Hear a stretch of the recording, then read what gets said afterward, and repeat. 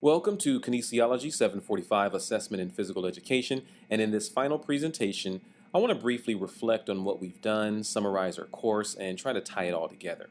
We first viewed a video titled Bad PE, and everyone had some thoughtful contributions to our discussion forum, as well as some opinionated views on this topic.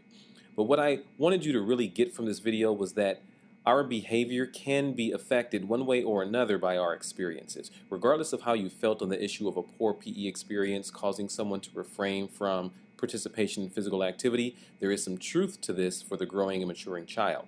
As a physical education teacher, you are expected to equip your students with the skills that can be beneficial in life. And everyone knows that with large class sizes, a variety of skill levels, maturity levels, behavior issues, interruptions, and a list of other problems, it's always difficult to remain positive, focused, and to do what's right. But at this point, I like to notice the difference between a Christian educator and a secular educator. The Christian educator is guided by a different set of expectations. They work to please God, and this makes all the difference. So instead of making excuses for not to do something, they look for reasons to do something. So reflect on your personal practice. Think about the things that you say and do and how they can impact the student or athlete that you are caring for. Do you try, regardless of the obstacles, to create a healthy, positive learning environment? Would your students say that you've taught them something or simply exposed them to something? Because there is a difference. And understand the difference between teaching and coaching. There was a lot of information discussed on this topic, and I appreciate everyone's thoughts with this. But because there is a difference between the two, you cannot take a group of students in a physical education class and approach them the same way you would with a group of athletes in a particular sport. The concept may be the same in that you're providing each group with something that they need, but the delivery and content and application are completely different.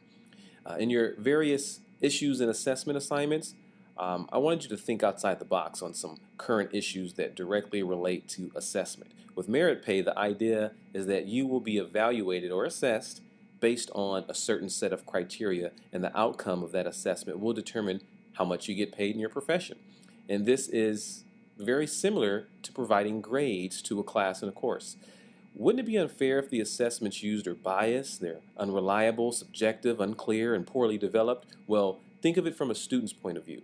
Their grade is their payment. So how can we hold them accountable for the information we expect them to learn if we ourselves are not developing meaningful assessments in order to provide them an accurate grade? So regardless of your position on merit pay, the fact remains that the effective assessments are necessary.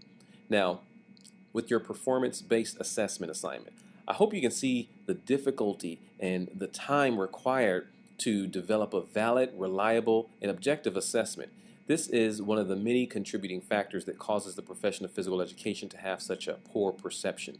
Practicing physical education teachers, and not all of them, of course, but a vast majority of them, like to use excuses to not develop effective assessments. They simply don't have enough time. Also citing things such as large class sizes, the lack of administrative support, an abundance of discipline issues, and poor equipment and facilities.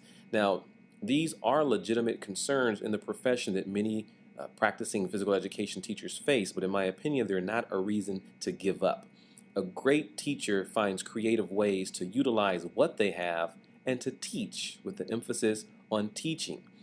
And there is no true unbiased way of determining whether or not students have learned what was taught without meaningful assessment. So instead of listing reasons, once again, why things cannot be done, identify what can be done with what you have.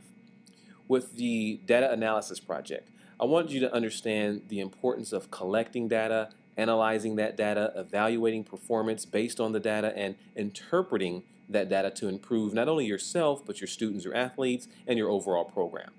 Data is received after assessments are administered, and generally we as teachers like to use that data simply to provide a final grade, and that's it. We're done with it. Rarely do we look at the data and ask ourselves, what does it mean? Rarely do we share this data in a meaningful way to students or athletes to explain their outcome and the areas in need of improvement and how to make those improvements. And rarely do we maintain data and look over it over a period of time and determine how it can be used to improve our overall program. We cannot make meaningful decisions about our students, our athletes, our programs, or our own effectiveness without collecting and analyzing data. And that's what I hope you take from this course, the understanding that effective and meaningful assessments, although they take time, are important and necessary. There's much to consider in the development, the administration, and the evaluation of tests and measurements, and there are several barriers, struggles, and other issues to deal with, but the time must be spent doing so. So the image of physical education changes for the better. Until more practicing physical education teachers take their profession seriously and work towards changing these negative perceptions that physical education is simply a time of organized recess or focus solely on fitness, we're not likely to see it as a vital role in a child's overall growth, development, and maturity, nor are we likely to see it as a vital academic area, which in my opinion it actually is. So hopefully these are some of the things that you've taken from this course. I wish you well, I wish you many blessings, and feel free to contact me if you ever have any questions. Take care.